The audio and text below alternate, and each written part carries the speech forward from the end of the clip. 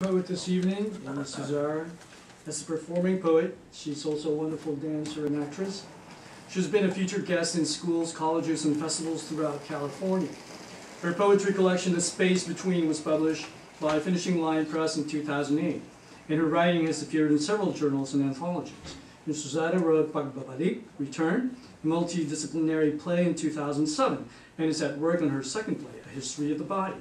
A passionate advocate for literacy and the arts, she teaches creative writing in English at several colleges and leads poetry and performance workshops for youths and adults. She lives in Oakland, California. Please welcome Aimee Suzara.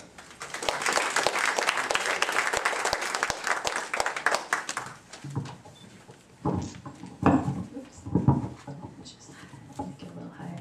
Hello, everybody. Thank you so much.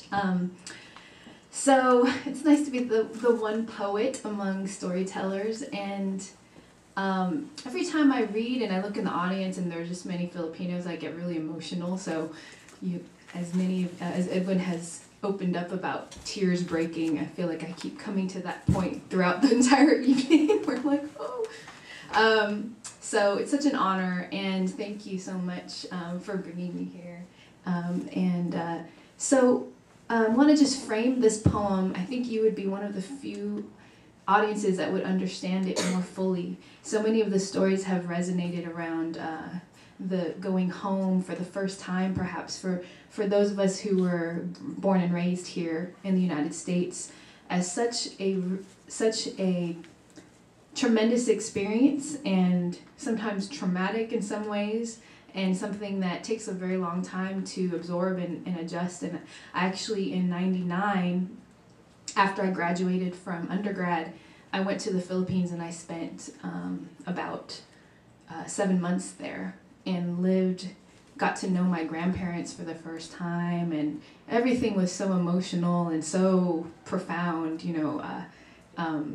and also very difficult, the images of the poverty and everything that you've mentioned, and seeing the hardship that some of my own family members are going through.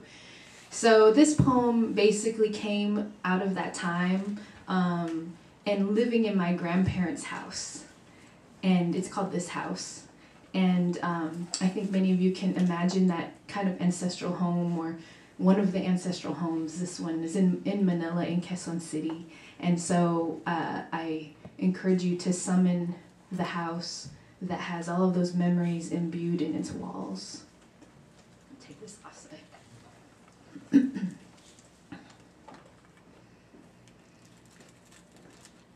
This house, this heavy, this sickness, it surfaces, this TB cough, pill pop, this wheelchair untended, this forgotten pile of laundry, an unlit room back of kitchen where a million many-legged things lurk, and so you touch everything gingerly, this mattressless bed that belonged to your grandparents, these yellowing photos of 10-1, this smog heat Manila always quick to embrace you, this crud on your arms despite always taking showers, this wanting to eat something sweet again, this sugar crash in the afternoon, this too salt taste of too much soy sauce, this up and down stairs to simulate purpose, this missing someone to hold you while you lie sideways, these dust mites and mosquitoes that get you in the night, this old-fashioned religiosity, this Lola praying the rosary, this Lolo's ghost visiting because this was his territory, this someone not being here but loneliness is necessary, this culling a past that others want to forget, this watering of roots that have dried out for decades, this feeling at home in your bones despite your bones